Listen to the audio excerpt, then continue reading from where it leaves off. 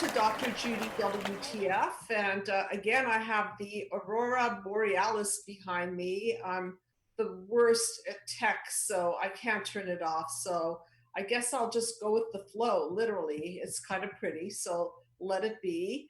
And tonight's topic is labelism. I thought that it's important that we talk about labelism because there's a lot of that going on right now. And I want people to understand that it is an ism. I will tell you more about what I mean by that when I break down my mind map system. And hello, everyone. I'm Dr. Judy Rosenberg. I'm a licensed clinical psychologist. I head up the Psychological Healing Center, and I'm the creator of the mind map system for healing human disconnect. And we really need healing human disconnect. We've always needed it. We're in desperate need now. And the human disconnect was always meant to be a segue into healing global disconnect, which is something that we radically need right now. So I'm going to do a lot of mind mapping tonight. I want to hear from everyone. And we have a lot going on between the protesters and the riots and COVID, and it's just such a very, very strange time. And so I'm going to work on helping everyone deactivate their amygdala, something that I found that I have to do for myself on a regular basis. Just so everyone understands, the amygdala is the part of the brain that is in charge of emotions, specifically emotions like anger. And this part of the brain is easily activated. And why is it easily activated? Because our fight and flight system lives there. Fight, flight, freeze. And another one I want to add in there, fawn. Fawn is kind of when you kowtow, you give up, and you just sort of you give in. So given the atmosphere of today, I thought labelism is just something very, very important that people understand. And I was delighted to get an email from one of my former clients who did such great work within the mind map system that she took it upon herself to start challenging her own internal racism. And she wrote me this beautiful letter. And first of all, I want to acknowledge you and thank you. Of course, I'll keep your confidentiality. But what I love about this work is that people are constantly elevating and self-reflecting and self-correcting. And I look at these isms as defense mechanisms, good, bad, or indifferent. These are defense mechanisms. And when we project things on people, we label them, and there's good reason for labeling people because it kind of makes us feel safe and organizes our world. And then there's a real downside to labeling people. And I want to get into all of that tonight, quite a bit to get into. I will start by reading from my book. Here it is. Be the Cause. Healing. I don't think it's coming through very well. Thank you so much, tech support. Be the Cause, Healing Human Disconnect. And I want to remind people that this book was originally intended to heal human disconnect with the intention of healing global disconnect. And I try to break things down very simply so that people can understand it. I try to break it down so simply that even a child can understand it. And for those of you who have seen my mind map video series or have watched the episode where my grandson breaks everything down according to the eyes of a 4-year-old child, I want to start by breaking it down from the eyes of a 4-year-old child so that you could see what's going on with our entire system, and then we will look at the system gone wrong. So if you would be so kind as to put up that mind map, and we will put labelism in the context of all of this. So if everyone could see, panel 1 represents the darkness and the light, and metaphorically we can use it to symbolize all kinds of things. We can we can use it to symbolize wounds of childhood, 5 of which I speak of very frequently, which are um, physical abuse, verbal abuse, sexual abuse, neglect and smothering, and now to superimpose cultural and racial wounds and on top of all of that, and now we've got ourselves quite a bit of reaction. So if you look at panel number 2, that represents the splintering of our psyche. I like to refer to it as cracking up. We're starting to crack up here because we were once one united light of a human race, and then we fractured. We're starting to, this is a metaphor for the fracturing of the human race. And it's also a metaphor for the amygdala, which is the reactionary fight flight part of the brain. And then we've got panel 3 that represents all kinds of core beliefs that we pick up along the way of being parented by our parents. I call that the blueprint. Today, I think it's relevant to mention cultural core beliefs and how that is also profoundly being triggered in the atmosphere of what's going on.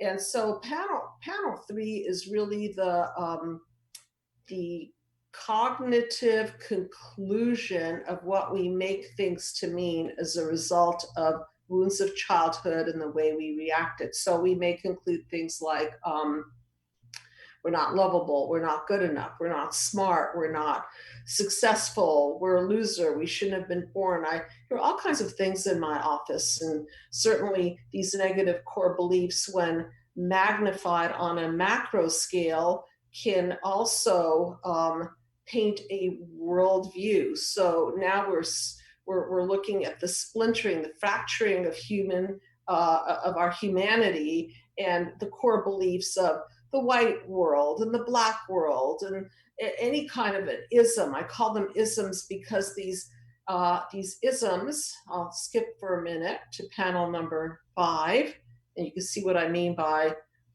the isms. These isms are these globes that I drew are representative of the fracturing of the human race into nations, politics, religions, races, socioeconomic, all kinds of isms. And so when we are identifying ourselves as an ism, or we identify another person as an ism, we usually create distance. You see the distance between the globes? We create a fractured humanity. And there are 2 ways to look at this. We could be an ism, a cultural or racial or any kind of ism, and contribute to the human race, which would then be panel number 7. I'm jumping around a little tonight because I'm making a point here. Panel number 7 is a metaphor for synergy. It's a metaphor for coming together as a united humanity. Panel number 5 is a metaphor for isms that are actually isolationisms. They don't come together at all here. You can see the separation. And when we use words and deeds and anything that humanly disconnects us. And again, I'm going to make the model very, very simple because it's real simple. If there are words that hurt you, if there are deeds, actions that hurt you, that is the human disconnect. And if there are words and actions and intentions that are loving and kind, that would be an example of human connect. So I'm going to go through the mind map one more time so you can see it from a child's point of view. And this is straight from the mouth of my grandson, Alexander. He broke it down very nicely at age 4. And this is what he said about the mind map. He said, panel 1 is the boo-boo. Okay. And boy, are we feeling a big one now. And panel 2 is the boo-boo hurts. And panel 3 is when we think that everyone is bad. So those are those core beliefs about ourselves, core beliefs about others, core beliefs about the world. And then he says panel 4 is where everything goes crazy. And that's just about right now in our world. Things are looking very, very chaotic. And you could see that the double helix strand, which is supposed to be the blueprint for humanity, the blueprint for our psyche, is unraveling. It's almost like our entire world is unraveling and people are flying off the handle. They're feeling lost in space. They're feeling very disconnected and frightened. And the amygdala is really at work here. And then, out of being frightened, what do? We try to make sense of our world. And so, if you go to number 5, this is number 5 for my grandson. Oh, number 4 from my grandson's point of view is where everybody's going crazy. That's 4. That's the chaos. And then 5 is where we defend and we push each other away. And I think there's a lot of forces going on because on the one hand you see people, beautiful people coming together, beautiful people supporting and showing a united humanity, and then we also see the pushing each other away and the radical fracturing of our human race. And then panel 6 is where everything is breaking down. So from a mind map point of view of a child, this is where we're hitting and we're fighting. And that is a very surreal representation of what is going on here today, June 2020. And so going back to panel number 7, this is where we are getting along. This is where we're getting along. This is where we're creating synergy. We're creating the light. We're creating back to the soul, back to the united humanity. When I originally created the mind map, I called it Join the Human Race. I'd like to add an E onto the human and call it Join the Humane Race, which I'm hoping everyone will strive to be humane. And then panel 8 would be teamwork from a child's point of view, which is what hopefully we will end up doing is building bridges, holding each other's hand, climbing up the evolutionary scale of humanity rather than the chaotic crazy of panel 4 where everything just falls apart and becomes very devolutionary. And this is where we have a choice. We could either evolve or we can go into chaos, defenses, and breakdowns. And this is where I talk about the concept of consciousness is causal.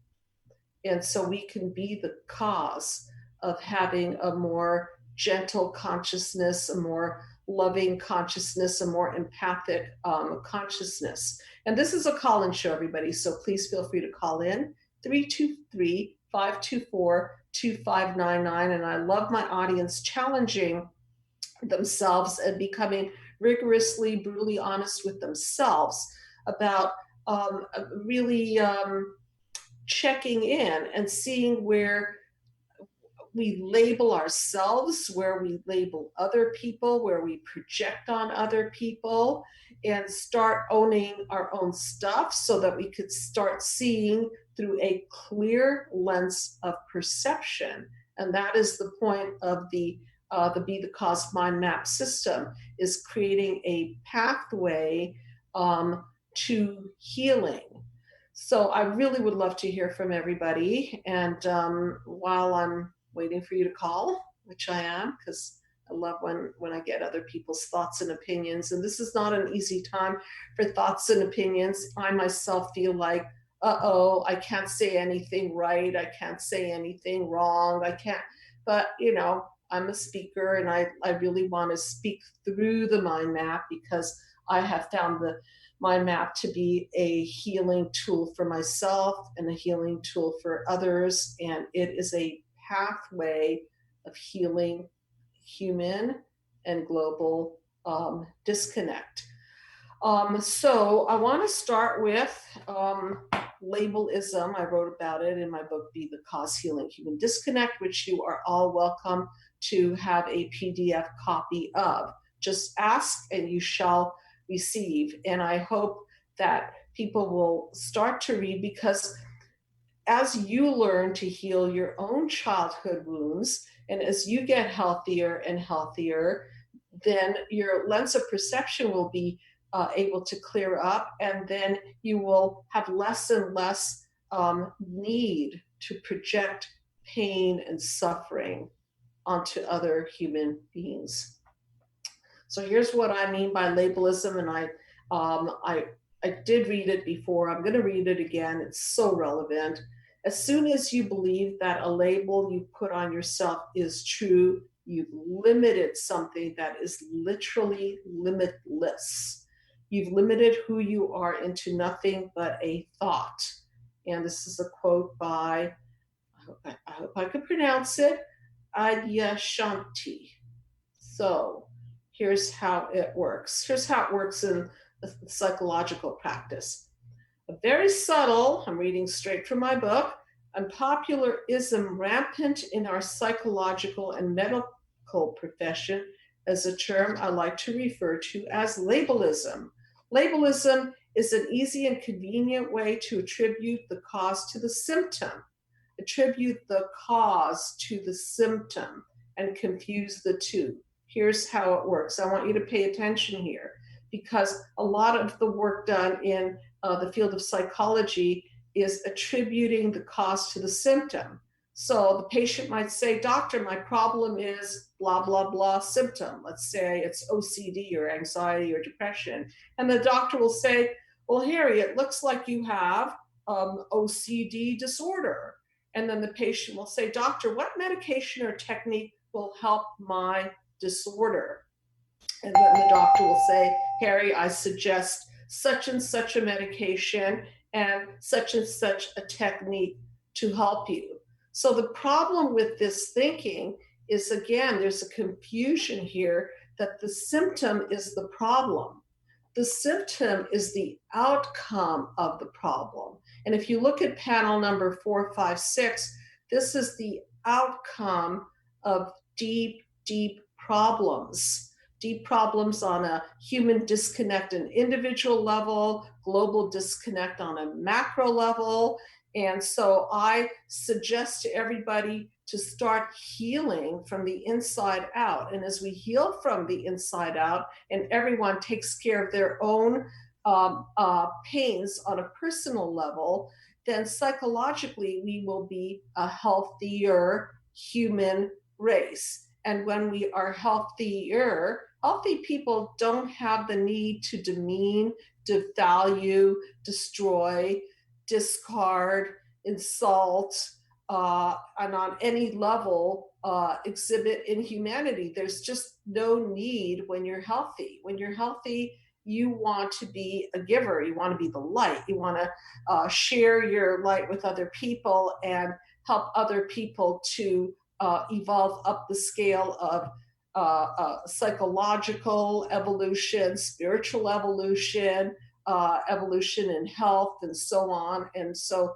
that is what my hope and dream is that out of using the system for healing, that we will heal so well internally that we will have no need to smash and crash and hurt each other. And so that is the consciousness that I want to instill in this conversation.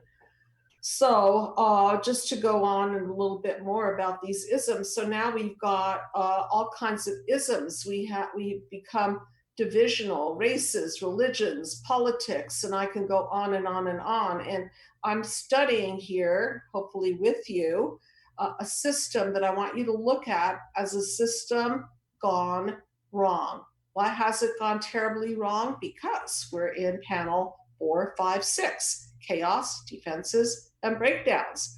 And this is what I call the WTF. It's the what the Freud. We repeat it individually, and history shows that we repeat it globally. And this goes on and on and on. It's multi-generational, and somebody's got to break the chain. And by the way, I have a song that I'm going to shrink about that. It's quite a an intense song. I'm going to try to dial it down because at this particular time, I think we can benefit by dialing down our amygdala. So labelism creates distance.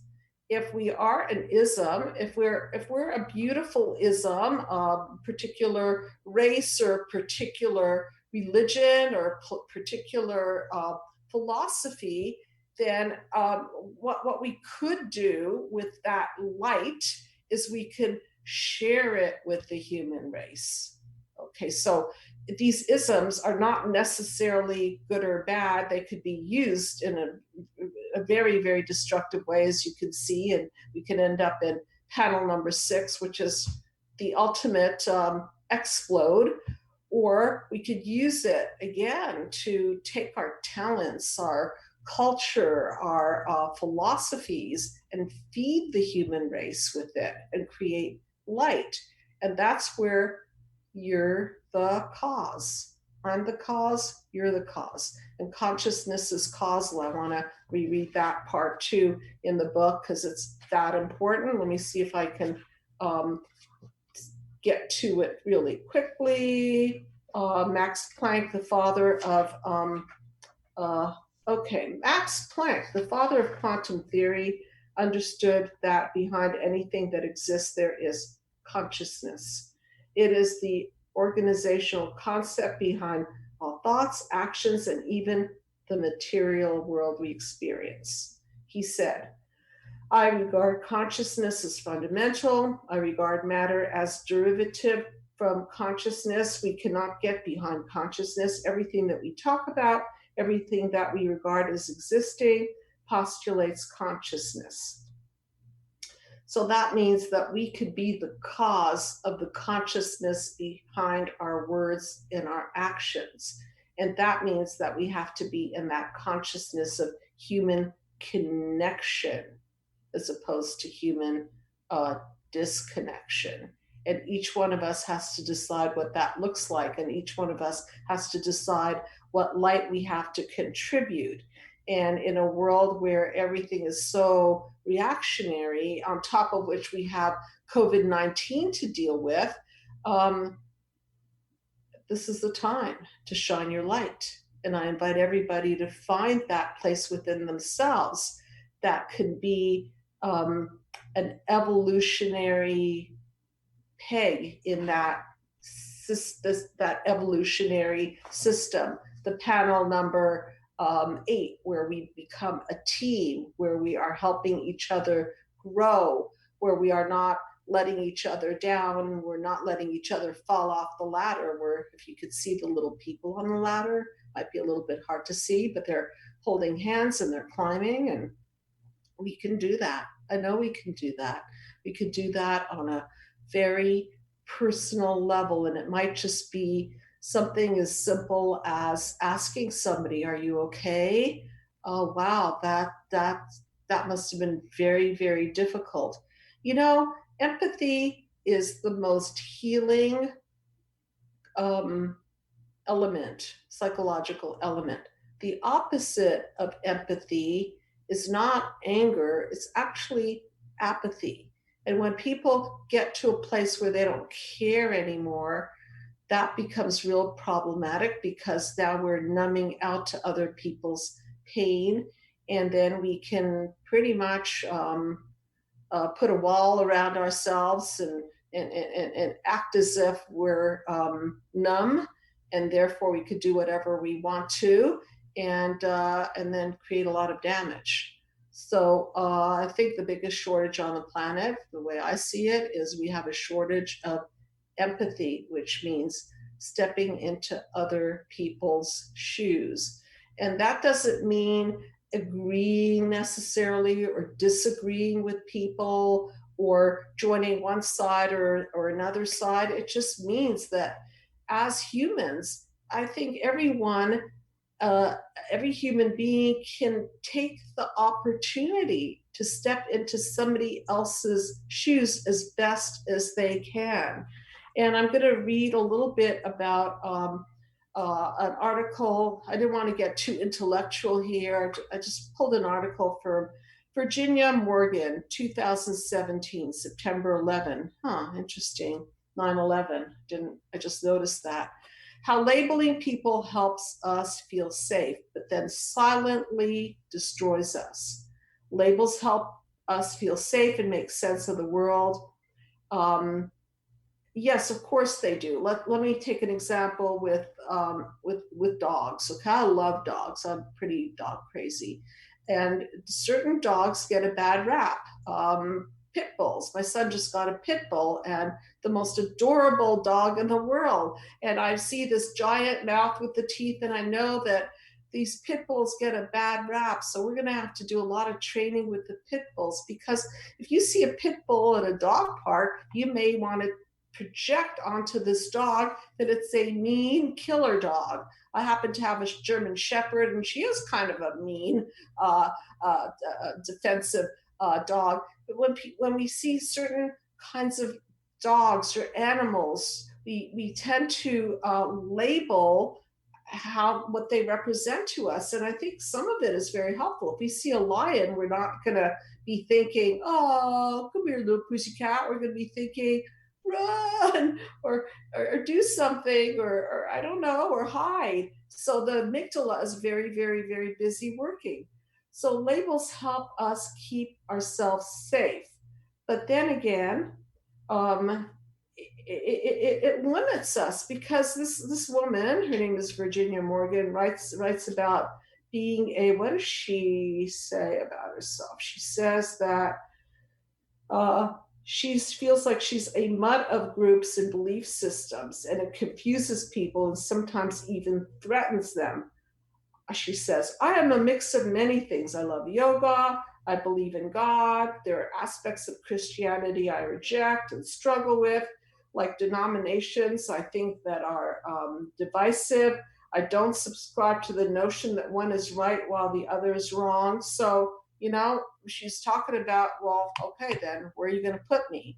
And really, it's just impossible that we could absolutely label somebody without opening up the can. You've got tomato soup, it's labeled tomato soup, but let's open it up to really see what's really in there. And it's the same with people.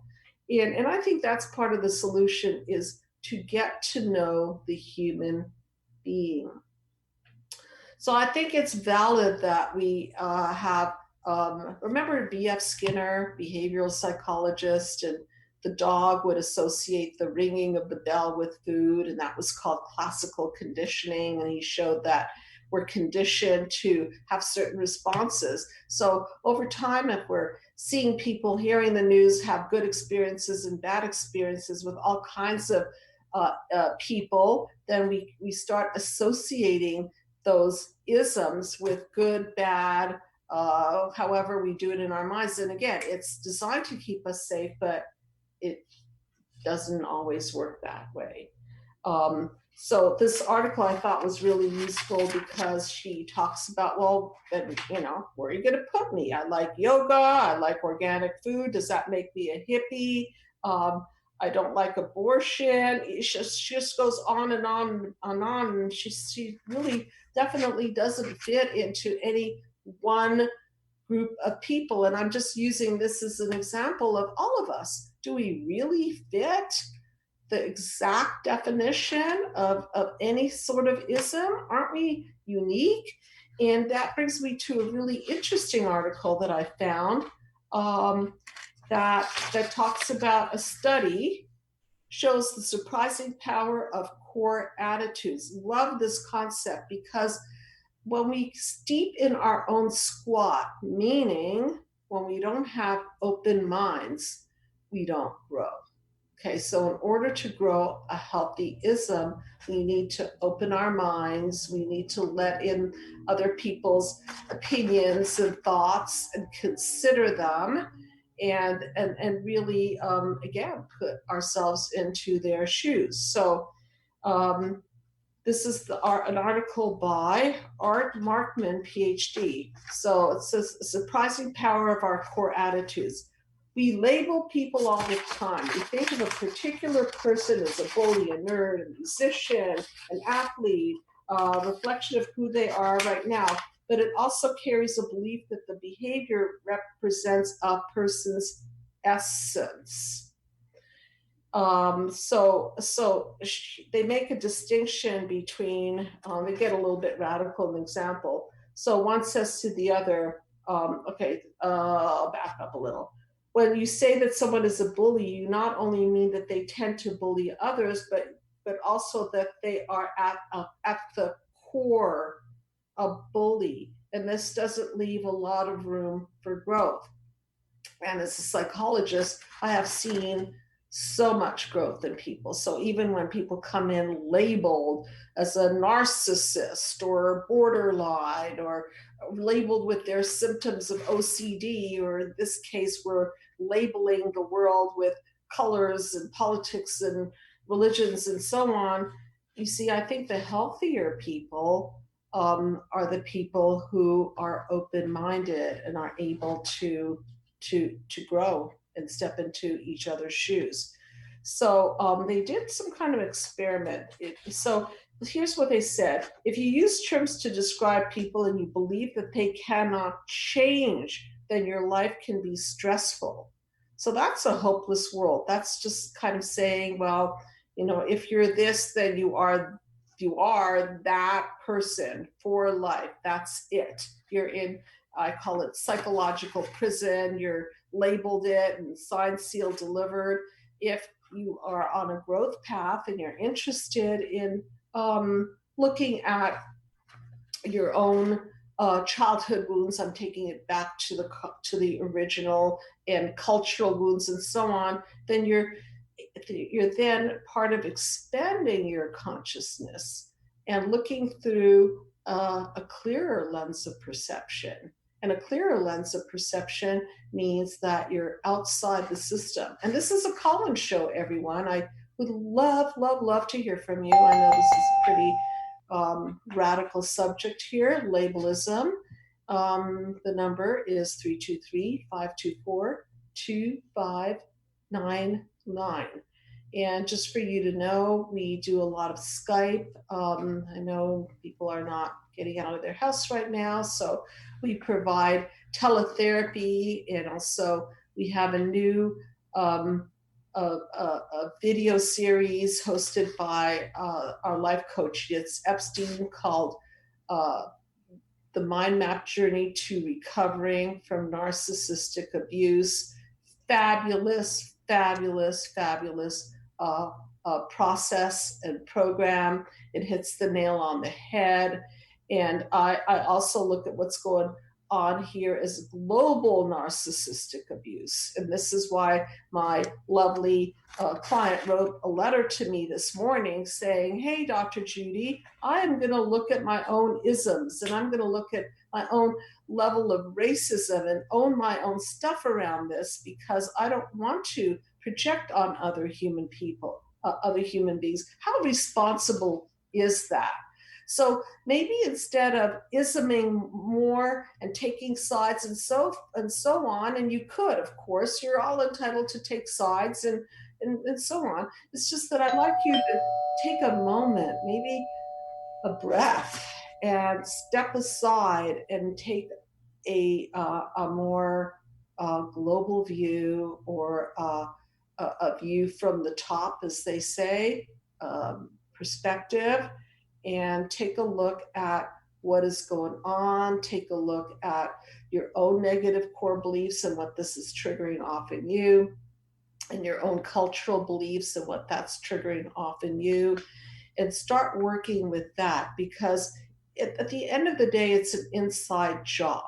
Okay, we're all going to have to be within ourselves and figure out our own areas of light and higher level of consciousness and our blocked levels of consciousness and do something about that. So anyway, they did an experiment on this stuff, and they were doing an experiment on people who thought that people are malleable and are able to change versus people who are thinking that people never change.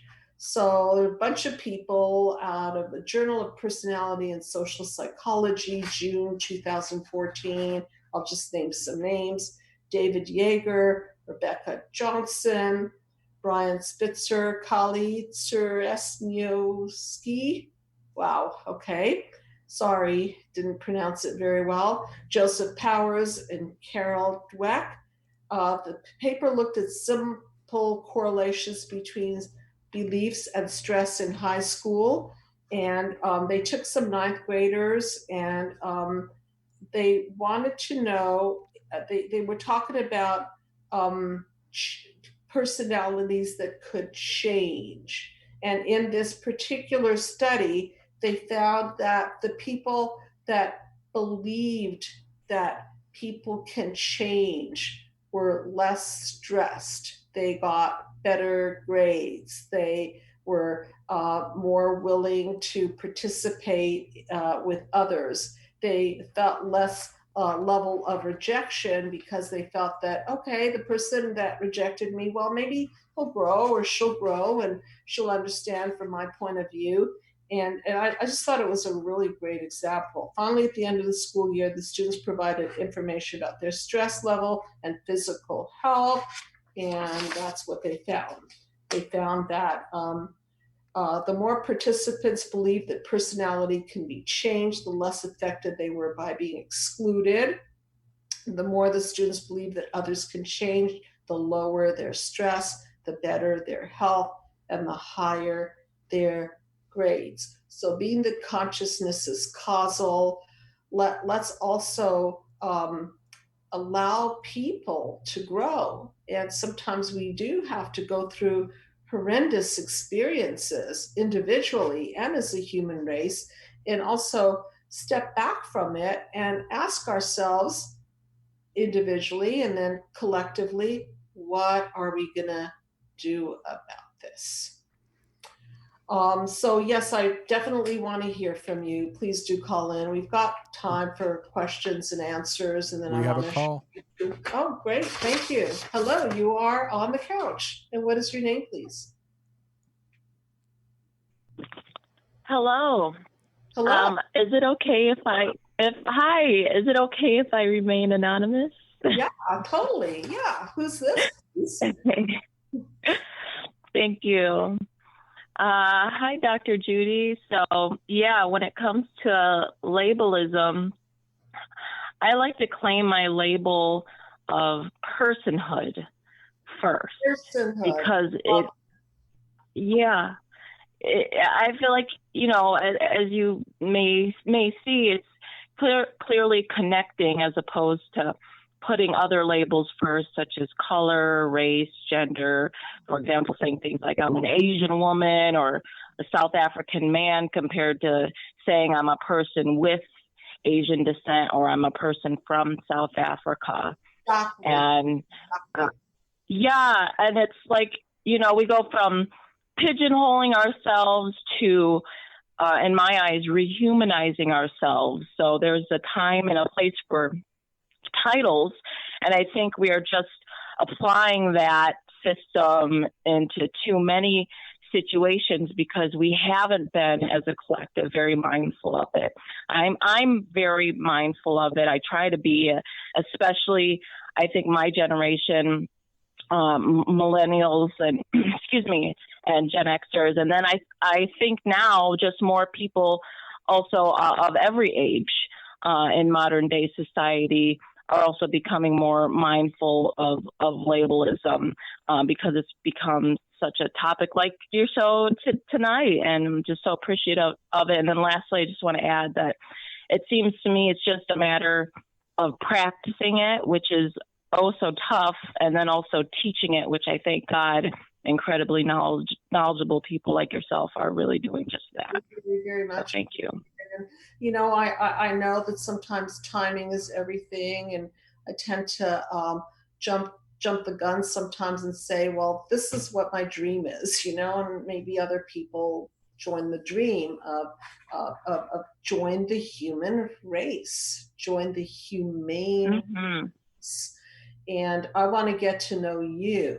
So I'm not going to call you Mm-hmm. black woman or the white woman or the Jewish woman or Mm-hmm. you may be all of those things, beautiful. Yeah. Okay, Yeah. I want Exactly. to get to know you. And unless I take the time to do that, right, then if I'm just identifying with you as an ism, there is that Mm. separation. Remember panel 5, ism. What usually happens in the case of isms? They clash. And that's what we're seeing today. Clash of the isms. Mm-hmm.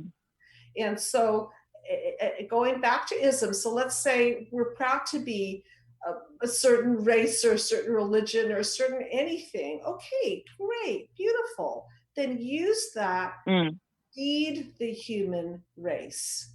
Feed the human race. And this is something that I talk a lot about in my practice. I tell people that there are all kinds of cultural wounds. We're going to get into those in the therapy and take them into consideration. At the end of the day, I believe that that mental health incorporates ethics, kindness, empathy, connection, being, going back to John Bowlby, being a parent that mirrors your child, and being an adult, being a person who mirrors other people and empathizes with other people. And so I believe that there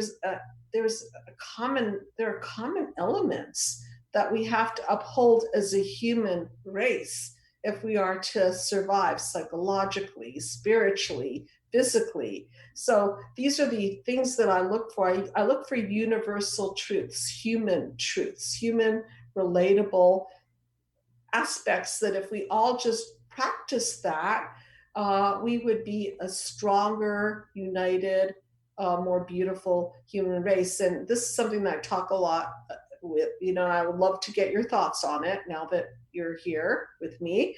Um, Principles over people. Okay, how about that? Principles over um, people. So, I'm sorry, you cut out a little bit. What did you say about people? okay, principles over people. So if your principle, Oh, 100%.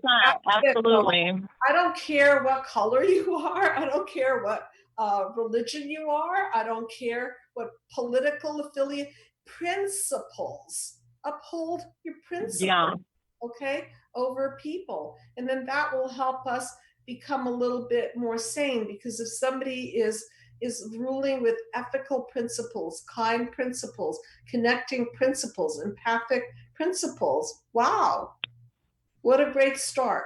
I like Yeah. that person. Yeah. And just 100%, and just a matter of, like practicing it, and which is what, again, like people like yourself are teaching people all around the world to understand, so they can start practicing it in their lives. And I think that's what, and I hear you say this, is that, what's needed is that we need to start educating people on this, and in a way through such as your system, to help understand, to go from through to. So absolutely. And the thought on a global scale is that we were once, we were, the way I see it, and of course, people don't necessarily have to see things the way I see it, and that's our uniqueness. At one point, we were one people. We were the human race. Mm-hmm. And some people got more melanin, some people got less melanin, some people uh, ended up in Asia or Africa or in the Netherlands and whatever. And so geographically, we spread out like this. It's just that unfortunately, we then started isming to our detriment and not to our benefit. And some of it is to our benefit because obviously we learn from people of different cultures, and obviously we're enriched as a human race because of differences. It's just that when we have these differences, again, it's our responsibility to be a light to the human race and not do what I talk about as narcissistic qualities. You see, it, Mm-hmm. narcissism, global narcissism, demean, devalue, destroy, project, one-upsmanship, you against me. There's not that feeling of a we. There's not that feeling of a we. And it's really hard to be a we when we are compromised in a mental health way. Part of becoming a better, I have a quote about that on one of my, I think, Instagram posts. It says something, a better me for a better we, a better me. Oh, absolutely. Yeah. So if we clean, That, yeah. right, clean up our wounds, then Yeah. we can be better as a we because everybody's doing their work. Everybody's owning their own stuff. Yeah, everyone's in their me. They're me. So that is something that needs to be echoed more for sure. Yeah, and we can see how that's doing, right? The me. Yeah. We're Zoom, we're headed into that's okay, Yeah. explosions. And I'm reminding everybody that we are still dealing with COVID. So if we're out there with a voice, then we have to still practice social distancing, and we've got to consider that when we get together in groups. I think the numbers are up on COVID, and so we, human race, are deeply interconnected, whether we like it or not. Okay, so Mm-hmm. so taking care of you is really taking care of me, and you taking care of me is taking care of you. And I mean that on a on a micro scale and a macro scale. Mm-hmm. So that's the end. Yeah. Yeah. People forget that. They forget that. People need reminding. Right, because it comes full circle. If I'm healthy and I give my healthier self to another human being and elevate them, that's really what we're here to do. We're here to elevate people. Oh. Well, thank you again, Dr. Judy, for just shedding your insight. It's always so great to listen to you, and we need more people to help teach us these, I think, vital perspectives that you I think enlighten people about every week. So thank you again. I really appreciate it, and I need you guys because I can't do this alone. You see, I'm just one person, one voice, and hopefully you guys learn and think about it and make your own decisions based on a consciousness of love, of empathy. Then if you step into those shoes, then you'll know what to do. Yes. Okay. Well, thank you so very much. I'm gonna shrink a tune. It's a very a reactionary tune. I'm gonna maybe leave some words out because the last thing I want to do is activate the amygdala, but I just thought it was a great song. So thank you so much for calling in, and I hope everyone is understanding the system gone wrong and how to create a beautiful system where we're all part of the human race, and we all participate in a lot of things, owning our own stuff and taking inventory of where we are cracked lens in our own perception and cleaning that up and cleaning it up on a micro scale so we can really be healthy on a macro scale. So the song is called Color Blind. How appropriate. Beacon Light. I guess we're colorblind. Black hand, white man, black plows, white man's white land, white cotton in the white fields, black slaves with their black backs peeled. Boy, this is an intense song, but it's going, I love the point.